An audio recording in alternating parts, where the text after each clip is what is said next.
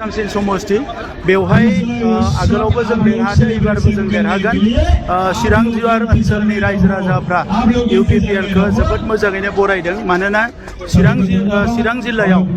थांनाय 5 बोसोराव जों जोबोद मोजां खामानि मावदों आरो चिरां दुवार समष्टियावबो जों जोबोद मोजां खामानि मावदों हा हुनि जेंना बेवहाय सुस्रांनायजों लोगोसे लामा सामा गोबां दैनि जेंना गोबां सुस्रांजादों आरो जिखिनि आद्रा दङ बेखौबो जों सुस्रांगोन आरो बयनिख्रुइ गिदिर बाथ्राया जे रायजो राजाफ्रा गोजोन मोनबाय रायजो राजाफ्रा रैखाथि गोनां मोनसे जिउ मोनबाय रायजो राजाफ्रा दिनै फिन खेबसेबाव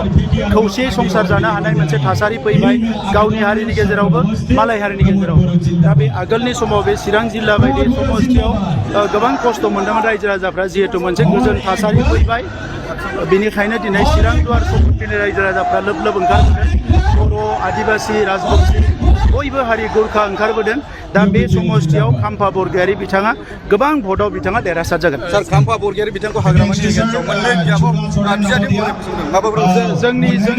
पलिसि नङामोन बिथांनिनो पलिसि दा बिथाङा जिहेतु खाम्फा बरगयारी बिथांखौ फेजेननो फैबाय खाम्फा बरगयारी बिथाङाबो सासे उन्दै लिडार नङा दा नंखायनो बिथाङाबो गिदिर लिडार हिसाबै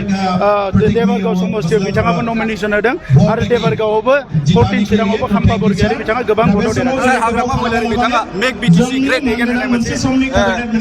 17 बोसोर सानसे मोनदोंमोन हाग्रामा महिलारिया ग्रेट बानायनो हादिया स्मलसो बानायबाय आरो